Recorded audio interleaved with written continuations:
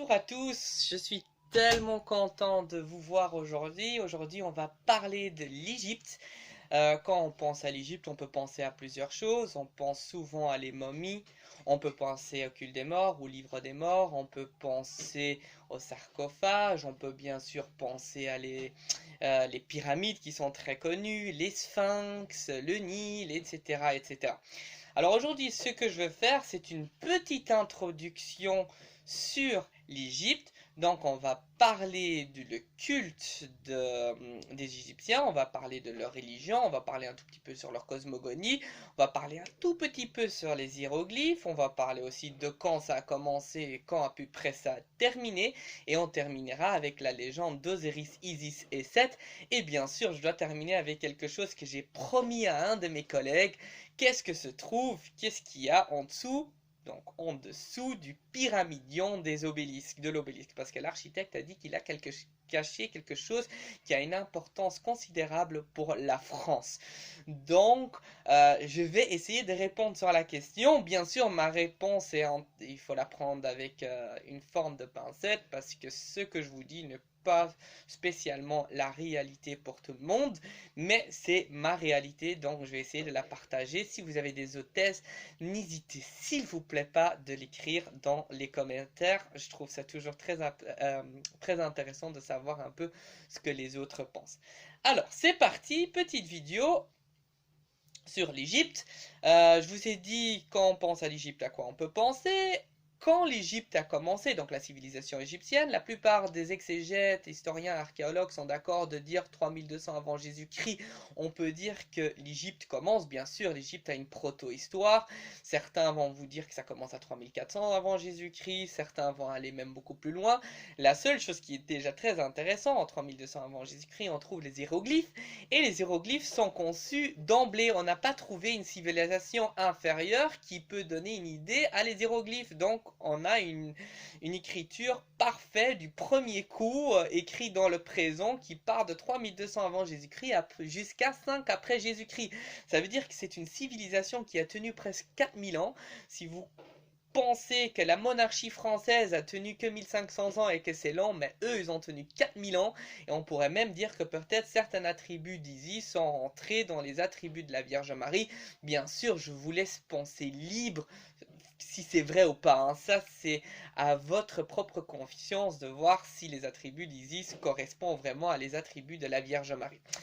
Alors, 3200 avant Jésus-Christ jusqu'à 5 après Jésus-Christ, une écriture écrite d'emblée, ce qui est hyper fascinant, les hiéroglyphes qu'on pouvait lire jusqu'à 5 après Jésus-Christ. Une fois 5 après Jésus-Christ, on sait qu'il y aura le christianisme qui va prendre le pouvoir, le christianisme qui a horreur du paganisme et qui a horreur de tout ce qui se passe à l'Orient, parce que vous savez qu'à l'époque, il y avait un pape à l'Orient et un pape à l'Occident, et donc du coup, tout ce qui venait de l'Orient était interdit et vu comme hérétique, donc du coup, à 5 après Jésus-Christ, on n'écrit plus les hiéroglyphes, on ne peut plus les lire. Et est-ce qu'on a été en contact avec les Égyptiens jusqu'à le 19e siècle, jusqu'à Napoléon? Bien sûr, on a été en contact, hein. Déjà, Charlemagne a été en contact avec les musulmans. Il s'est fait battre par les musulmans assez violemment. On connaît la chanson de Roland. Et puis, par après, on a, pendant le Moyen-Âge, hein, le haut Moyen-Âge, avec les belles croisades qui ont fait un massacre à la pas possible, on allait pour la foi, pour libérer le tombeau de Jésus-Christ des musulmans. Ben, quand on essayait d'y aller, on retrouvait souvent les Égyptiens, donc on a été en contact avec les Égyptiens.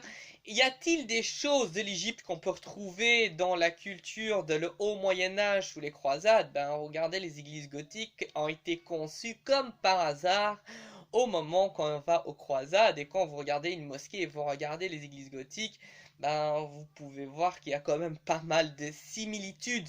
Alors on peut toujours dire, on peut conquérir un pays sur un plan militaire comme les Romains ont fait, mais parfois, souvent, la culture est tellement riche qu'on va s'influencer de cette culture, et parfois on va être même dominé comme les Romains ont été dominés par les Grecs et les Égyptiens.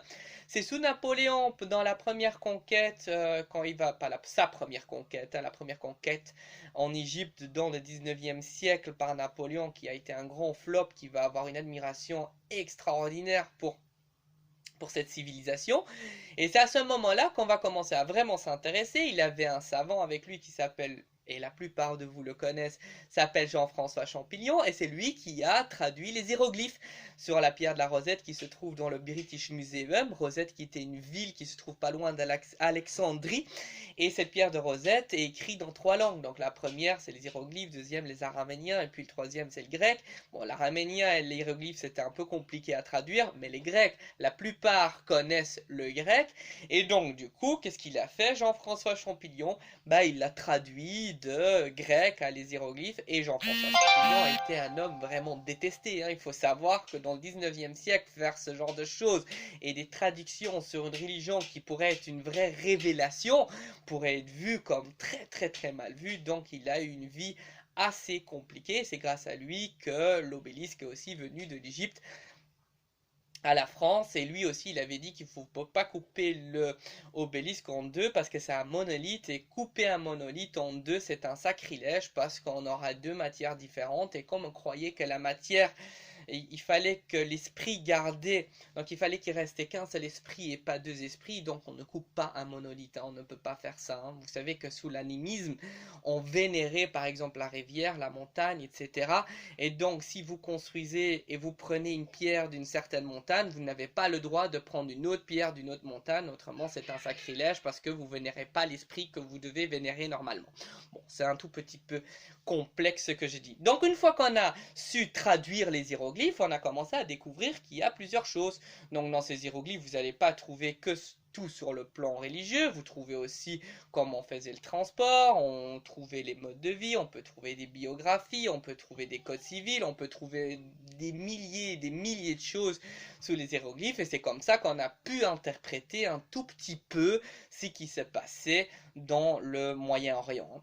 Alors il faut savoir que ces hiéroglyphes, qui sont quand même assez fascinants, ont été conçus d'emblée, je ne sais pas si je l'ai dit déjà, et donc en fait, ce qui est fascinant, c'est que elles ont commencé à 3200 avant Jésus-Christ, elles terminent à 5 après Jésus-Christ, elles n'ont pas évolué, elles sont toujours restées la même. Et si vous regardez l'écriture française, vous regardez l'écriture sur le Moyen-Âge, la Renaissance, la Révolution française, et à chaque fois ça évolue et ça prend une autre dimension. Chez les hiéroglyphes et les hébreux aussi, là, vous voyez, c'est une écriture écrite d'emblée. On n'a pas trouvé quelque chose qui a vraiment une similitude avec les hiéroglyphes. Et paf, du moment à l'autre, ça reste toujours la même chose pendant 4000 ans. Et ça, c'est quand même quelque chose qui est extraordinaire. Alors, il faut savoir qu'on a trouvé pas mal de choses sur la religion. On a compris que c'est une civilisation complètement spirituelle. Et donc, du coup, il y a plusieurs castes. Il y a les castes d'abord religion, politique, économique. Et aujourd'hui, on peut dire qu'on a d'abord la caste économique, politique, et puis la religion qui tombe complètement dans le dernier truc. Est-ce que avant c'était mieux, aujourd'hui c'était mieux? Je peux pas vraiment le dire parce que je vis aujourd'hui et je ne vis pas avant. Donc c'est très compliqué à comprendre. Et donc il n'y a pas de révélation. Vous savez que dans la religion monothéiste et la religion catholique, il y a une révélation, et chez eux il n'y en a pas. Tout ce qui est ésotérique est dit, donc il n'y a pas d'ésotérisme, donc tout est déjà expliqué. Bien sûr, les prêtres ont des scribes que le peuple normal n'a pas, mais tout normalement est révélé. Et aussi, quand vous regardez, les constructions sont pharaoniques. Quand vous regardez une pyramide qui peut survivre plus de 5000 ans, c'est assez exceptionnel, qui est construit sur un plan astrologique avec les étoiles d'Orient. Il y a l'astronomie, il y a des calculs, il y a des choses vraiment hyper fascinantes avec des veines telluriques ou sur des lieux où il y a de l'énergie. On regardait avant aussi, je sais pas si vous savez ça, par exemple, pour construire quelque chose, un temple ou quoi que ce soit, on regardait où est-ce que les animaux allaient toujours manger, on se disait, bon là il y a une veine tellurique, c'est là qu'on doit construire. Aujourd'hui, si on vous dit ça, on vous dit qu'on est complètement jeté. Par contre, aujourd'hui, ça commence à de nouveau revenir à la mode. On voit qu'on essaye de construire pour une longue durée sur des veines telluriques et toutes ces choses-là. Et c'est pas que les savants qui le savent, il y a aussi des architectes qui commencent à s'y intéresser, à dire bon, il faut construire vers l'est, ouest. Ça commence de nouveau à prendre une certaine, voilà, un certain ambigu. Alors il faut savoir que les Égyptiens se trouvent en Égypte. Et alors l'Égypte est quand même un lieu extraordinaire. Déjà, c'est le lieu géographiquement, hein. Je ne sais pas si vous savez, c'est lié avec trois pays, trois continents. Vous avez l'Europe d'un côté, vous c'est collé en Afrique. Il y a même un côté encore africain en Égypte et avec l'Asie.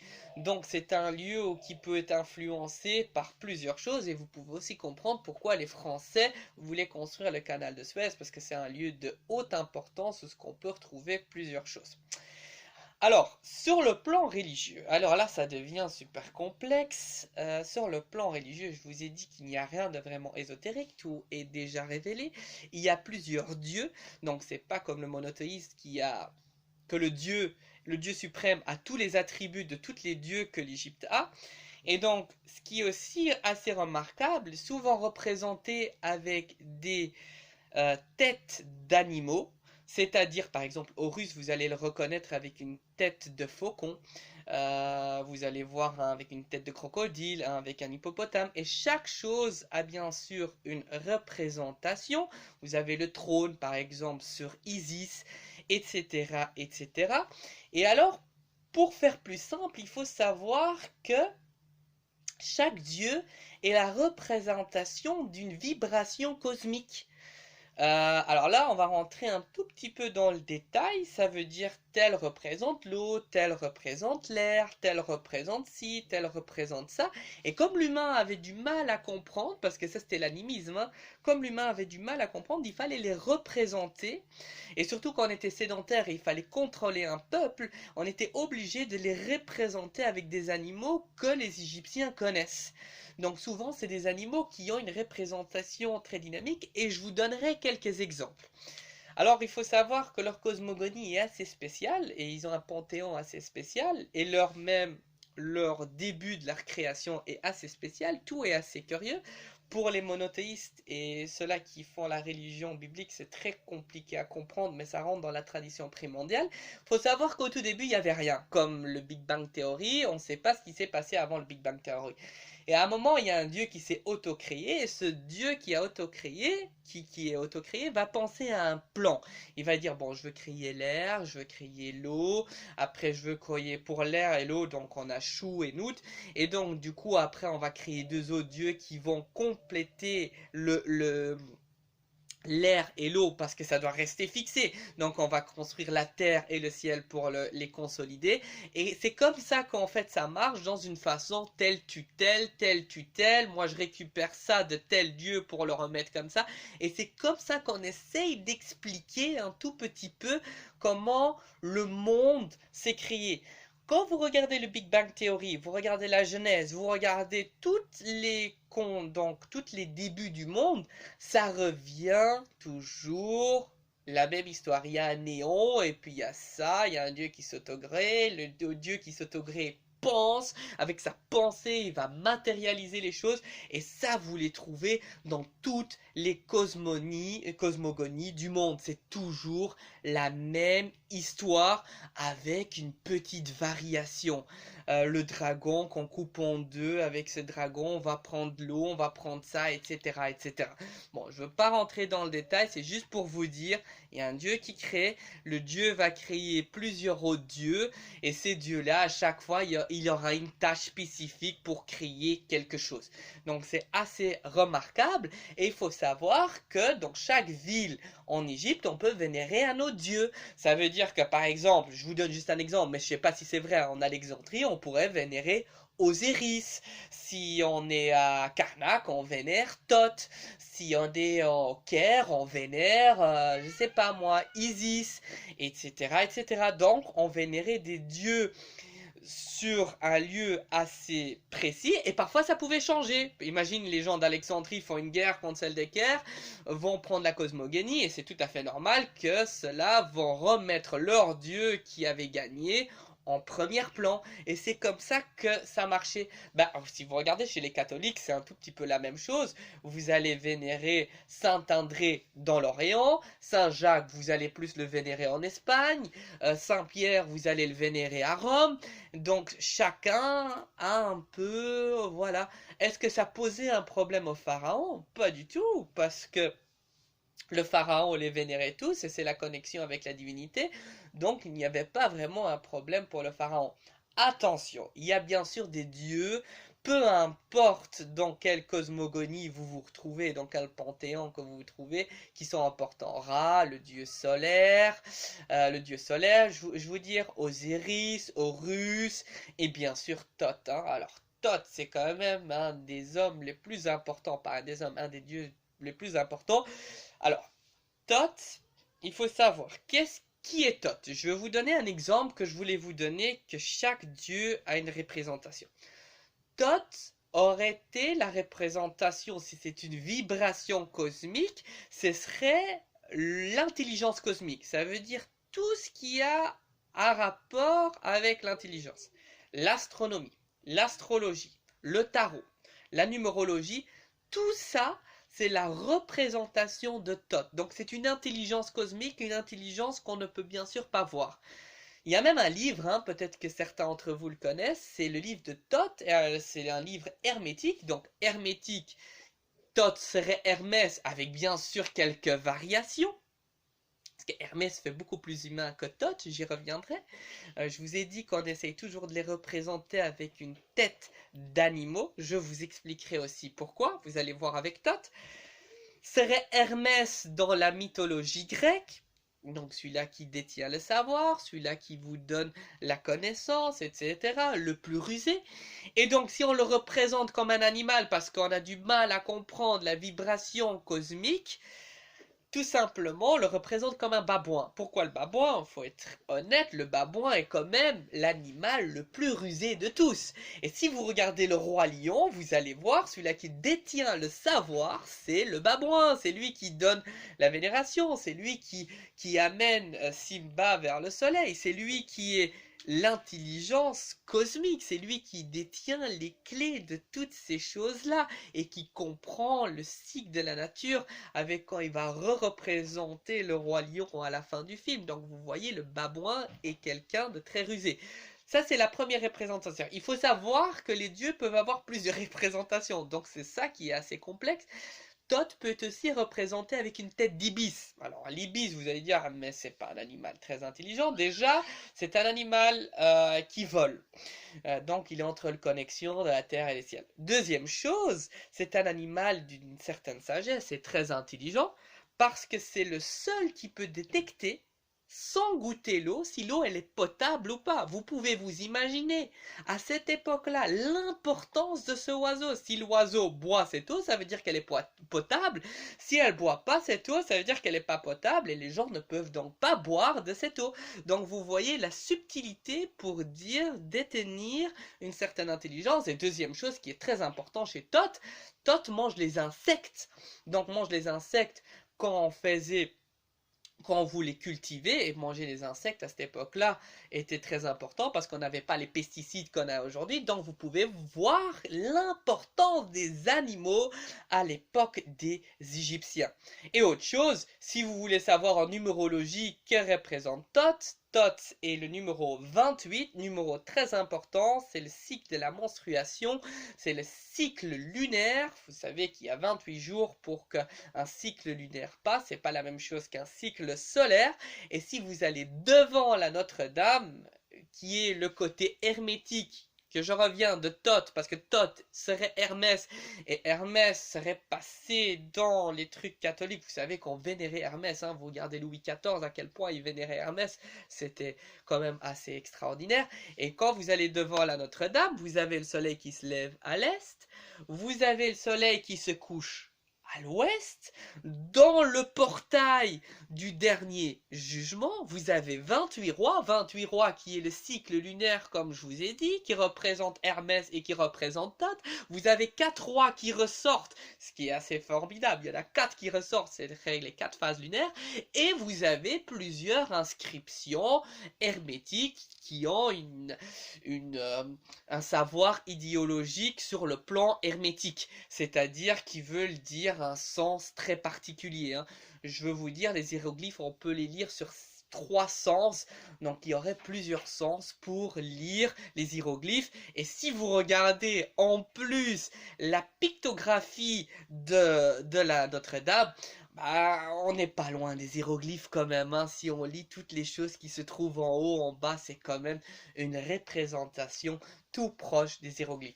J'espère que vous comprenez ce que je veux dire comme subtilité. Il y a autre chose, hein. Par exemple, on pourrait donner un autre dieu, c'est Bès par exemple. Bès, il a une tête de crapaud, il veut dire la montée vers le temple, et Bès qui est un tout petit nain, et serait en fait celui-là qu'on vénère pour un accouchement. Il y a une autre déesse qu'on va vénérer aussi pour les accouchements, c'est les hippopotames.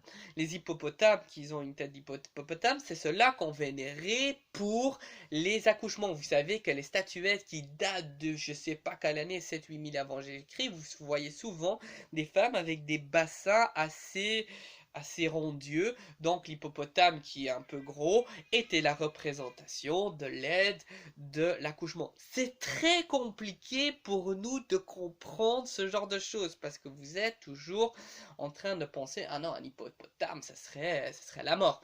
On pourrait même penser à autre chose, par exemple les déesses féminines qui représentent les déesses serpents. On aurait dit, oh le serpent, mais ça c'est pas possible, ça nous mange, ça nous étrangle, ça nous tue, ça nous empoisonne. Ben, dans l'époque égyptienne, on vénère le serpent, en sachant déjà qu'il change de peau plusieurs fois, donc il représente la réincarnation, et il représente les forces telluriques. Et pourquoi c'est féminin? Ben, tout simplement parce que les forces telluriques, c'est les forces primaires, la matière première. Et comme je vous ai dit, la matière première est la femme, et la représentation féminine, donc tous les déesses serpents sont féminines et pas masculins. Alors on aurait dit, bon, encore les méchants, les si, ben il y a le crocodile, Sobek, et ça c'est un masculin. Alors vous allez dire, bon, le crocodile, trop méchant. Ben non, le crocodile mange les rats.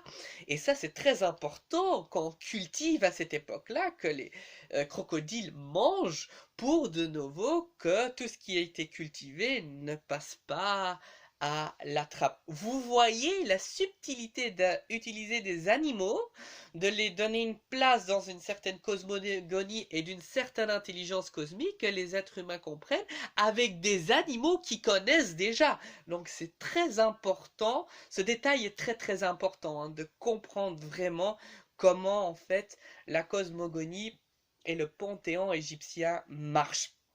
Alors on pourrait donner encore 2 petits exemples parce qu'on va pas tous les faire. Hein. Un dieu très important, c'est Anubis. Je ne sais pas si vous le connaissez.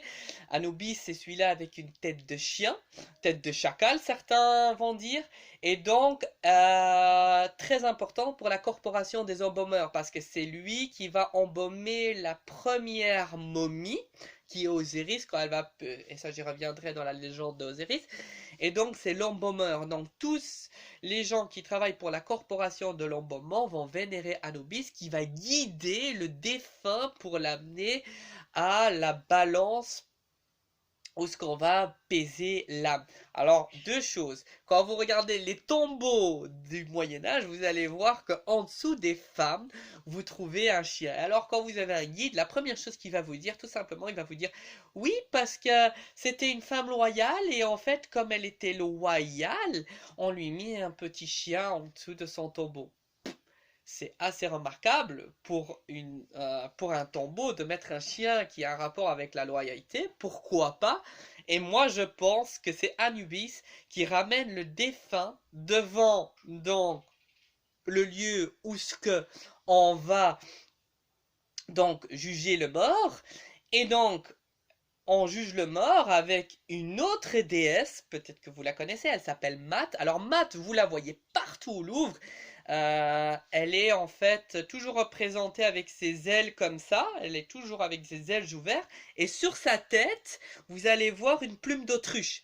Alors cette plume est très importante parce qu'on met la plume sur une balance, on prend le cœur du défunt, on le met sur la balance. Si la plume est restée comme ça plus haut que le cœur, ça veut dire qu'il peut passer et qu'il a fait des bonnes choses, etc. et qu'il va soi-disant au paradis.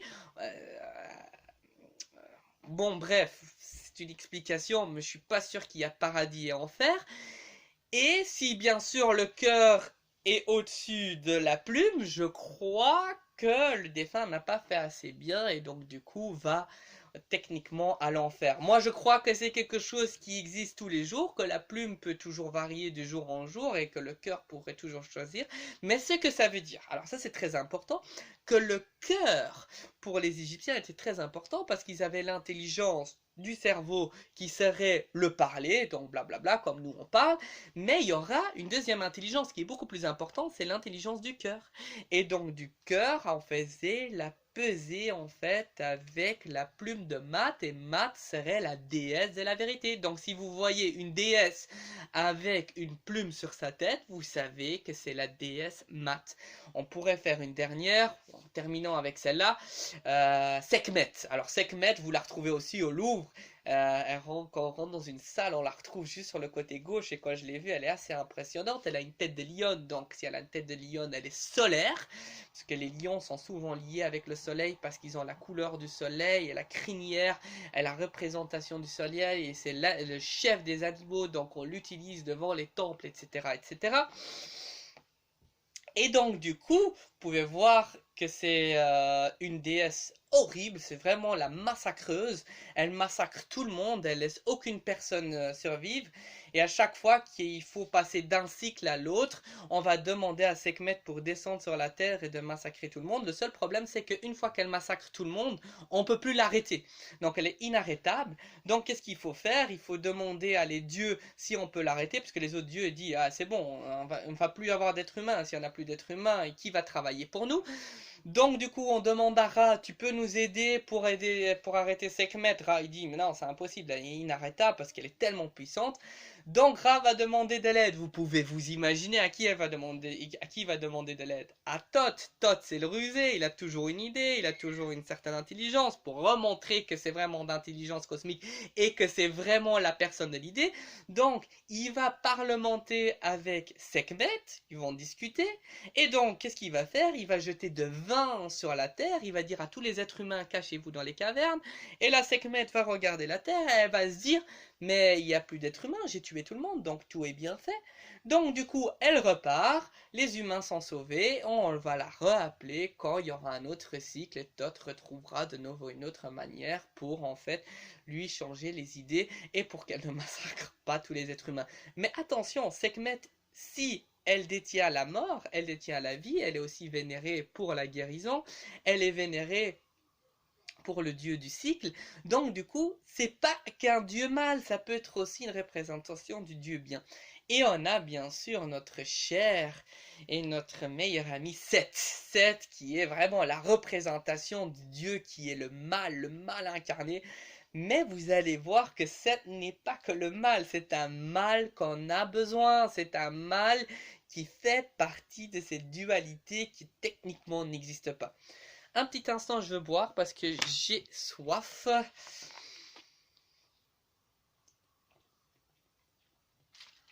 Alors, je finis avec ma dernière partie.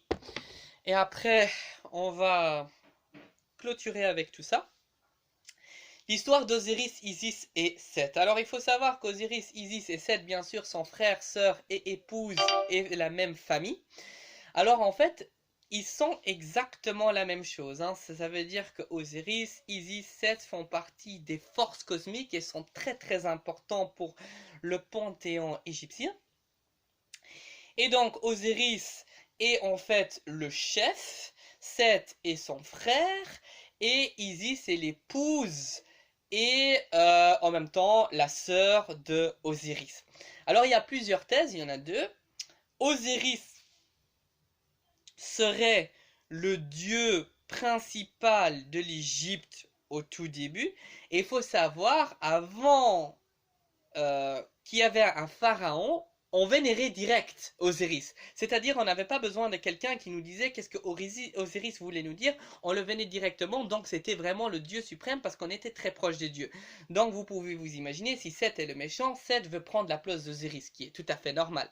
Deuxième thèse aurait été que Osiris aurait pris comme maîtresse la femme de Seth, qui s'appelait Nephti, et donc du coup Seth voulait prendre revanche. Les deux thèses bien sûr sont possibles. Je crois que la deuxième thèse est une histoire pour en fait juste dire pour donner une histoire, parce qu'en fait Osiris était très bien avec Isis, qui est vraiment la plus importante de tous. Je continue, donc qu'est-ce qui va se passer? Seth va vouloir prendre revanche de Osiris, il va faire un banquet, dans ce banquet il va inviter tous les dieux de l'Égypte, il va concevoir aussi un sarcophage, il va faire un grand jeu, dans ce banquet il va dire à tous les dieux d'Égypte, il va dire: écoutez, si vous avez les bonnes mesures et vous rentrez dans le sarcophage, vous recevez tout ce que vous voulez. Donc vous recevez le sarcophage parce que le culte des morts pour les Égyptiens était très important. Donc tous les dieux égyptiens vont à l'intérieur du sarcophage. Personne n'a les bonnes mesures. Osiris a les bonnes mesures. Qu'est-ce qu'il fait Osiris? Seth, qu'est-ce qu'il fait? Il ferme le truc avec ses 72 employés, jette sur le Nil. Le truc va commencer à avancer. Le dieu Osiris va être asphyxié dans le tombeau. Il va s'encastrer dans un tabaris, dans un arbre qui s'appelle un tabaris. Le tabaris va grandir, fleurir, etc. Parce qu'un dieu qui s'encastre, pouvez-vous imaginer, il y a une certaine énergie vitale qui y passe. Donc du coup, le dieu Byblos, le dieu phénicien, à Byblos va le voir, il va prendre l'arbre, il va couper, il va le mettre comme pilier dans son palais. Et donc, du coup, tout le monde va le savoir parce que les Phéniciens sont en commerce avec les Égyptiens. Isis va l'entendre. Isis va vouloir récupérer le tombeau. Elle va récupérer le tombeau et à un moment, elle va vouloir chercher de la nourriture en pleine nuit. Seth avait su que Isis avait récupéré le tombeau. Donc, qu'est-ce qu'il fait avec son frère? Il le coupe en 14 morceaux et il le plante un peu partout en Égypte. Alors Isis, elle est très triste et qu'est-ce qu'elle va faire? Elle va prendre les 13 morceaux, elle va les remettre ensemble, elle va les embaumer avec Anubis, comme je vous ai dit, qui est le dieu des embaumeurs, et va essayer de ressusciter le dieu Osiris. Alors, déjà, une chose qu'il faut savoir, cette histoire, dans l'initiation, a beaucoup d'importance parce que vous avez un tombeau, vous avez la mort parce qu'elle passe dans l'eau, le baptême collectif, vous avez l'axe historique, l'axe du monde, parce qu'on la remet à la verticale, on va remettre en 14 morceaux pour la reprendre pour le remettre dans une unité. Donc, sur le plan initiatique, on peut donner des millions et des milliers de thèses sur cette histoire-là, hein. Deuxième chose qui est très curieux, alors, une fois qu'elle récupère les 14 morceaux, il y a deux thèses. Première thèse, comment on a conçu Horus? La première thèse, ce serait Horus qui est le fils de Isis et Osiris. Comment on peut le concevoir? Tout simplement, la première thèse serait simple. On l'a fait normalement. La deuxième thèse, ce serait que Horus aurait été conçu post-mortem. Parce qu'il faut savoir, quand on a récupéré les 13 morceaux, on a fait l'embaumement, il manquait un morceau. C'était quel morceau? C'était le phallus. Il faut savoir que le phallus est celui-là pour la résurrection. Donc on a demandé à nos dieux, peux-tu nous construire un phallus? Et c'est ça l'obélisque sur laquelle que je voulais vous en revenir, qu'on a conçu pour créer un autre dieu qui s'appelait Horus, qui va prendre revanche de... bien sûr, comment il s'appelle? Seth. Autre chose, ça c'est encore plus intéressant, dans une autre thèse que j'ai lue la dernière fois, ce serait qu'en fait on l'a mis dans une chambre funéraire, on a utilisé les prêtresses, les déesses, on a appelé tout le monde a commencé à chanter, etc. Et donc on a rappelé tous les corps cosmiques qu'on peut rappeler. Donc vous savez que pour certaines religions, on a plusieurs corps. On a un corps astral, on a un corps physique, on a un corps mental. Donc on a rappelé tous les corps pour que le corps physique remarche de nouveau. C'est une thèse, bien sûr, à prendre avec des pincettes, mais vous croyez ce que vous voulez croire. Et après, dernière chose, Horus va être conçu. Il va prendre revanche à Seth. Alors là, ça devient très intéressant, hein. Horus, il va avoir 9 batailles, 80, il va avoir 80 batailles et 9 duels, donc ça va être... Toute l'histoire de l'Égypte va se baser sur ça, hein. Et donc, du coup, dans la dernière bataille, Horus va perdre l'œil. L'œil, vous savez, après, il va demander à Ra de reconstruire un œil. C'est la Ouija que vous voyez sur plusieurs représentations, sur les tatouages, sur les porte-bonheur, etc. Parce que c'est lui qui détient l'œil et qui va être le roi du monde matériel. Et donc, au dernier combat, Seth va perdre un testicule, comme ça il ne peut pas se reproduire. Et à ce moment-là, là ça devient très intéressant. Horus va vouloir achever Seth. Et qui va l'arrêter? Eh ben, vous n'allez pas le croire. Isis, sa propre mère, va l'arrêter avec le poing. Pourquoi? Va rejeter Seth dans le désert parce qu'il faut un mal pour un bien. Et on terrasse Seth, on ne le tue pas. Vous voyez aussi Saint-Michel. Saint-Michel terrasse le dragon, ne le tue pas. Quand vous allez devant la cathédrale de Notre-Dame, et c'est ce qu'un collègue à moi et un ami à moi m'avaient raconté, vous voyez Jésus. Jésus est au-dessus sur les deux dragons. Il ne tue pas les dragons, il les contrôle. Et ça, c'est très important à savoir. Donc la notion entre bien et mal n'existe pas vraiment. J'ai décidé de finir avec l'obélisque parce que je voulais raconter quelque chose sur ça. Les obélisques qui sont assez fascinants parce que souvent vous retrouvez des hiéroglyphes. On a trouvé des obélisques un tout petit peu partout en Égypte et ils ont été importés de l'Égypte en Europe. Tout le monde voulait avoir un obélisque. Les Romains, vous en trouvez un sur la place Saint-Pierre, vous trouvez à Paris, vous trouvez à Londres, vous trouvez ça un peu partout. En Europe, on est carrément fasciné. Vous pouvez voir aussi des hiéroglyphes écrits tout droit. Alors ça, c'est très intéressant à savoir. C'est dans du granit. Alors on n'a toujours pas compris comment ils ont fait. On pourrait dire, bon, ils ont pris un marteau et un burin, ils ont commencé à mettre à l'intérieur les hiéroglyphes. Le grand problème, c'est qu'on n'a pas le fer encore à cette époque-là. Et donc, du coup, comment ils ont fait? On a essayé, les savants ont essayé de faire la même chose avec la granite rose qui se trouve en Bretagne, comme je vous ai dit, sur l'obélisque, qu'on a pris, parce qu'on n'a pas pris le vrai socle, hein, je vous ai raconté ça dans une autre vidéo, parce qu'on a pris un socle, parce qu'il y avait sur le socle les babouins en érection, donc on peut savoir les babouins en érection, qui c'est, ce serait Thoth, parce que je vous ai dit que c'est le plus risé de tous, et que c'est un symbole très hermétique. Et donc du coup, on a essayé, les savants, ils ont essayé de faire exactement la même chose que les Égyptiens, ils n'ont jamais arrivé, c'était impossible, ils ont fait un dessin d'hiéroglyphe, mais aussi droit comme on a trouvé à la place de la Concorde, c'est infaisable, surtout pas quand on n'avait pas le fer à cette époque-là. Déjà, ça c'est assez mystérieux. Alors, deuxième thèse, ce serait, quand même, il faut savoir qu'on a vu comment ça a été compliqué de remonter un obélisque à l'époque du 19e siècle. Quand on regarde 3000 avant Jésus-Christ, comment on le faisait, on en a des milliers en Égypte, on peut se poser la question comment ils ont remonté ce truc à 20 tonnes. Dans un monolithe, il faut déjà le retourner à chaque fois parce que c'est un monolithe. J'ai dit, c'est un sacrilège si c'est des pierres différentes. Donc c'est conçu dans une seule pierre. C'est vraiment fascinant de savoir que 3200 avant Jésus-Christ, on pouvait déjà concevoir des choses comme ça. Autre chose qui est aussi assez fascinant, c'est le petit pyramidion qui se trouve au-dessus de l'obélisque. Et l'architecte a dit qu'il y a quelque chose qu'on a besoin en fait. Alors moi j'ai lu dans une thèse en fait que ce serait les génies de l'air.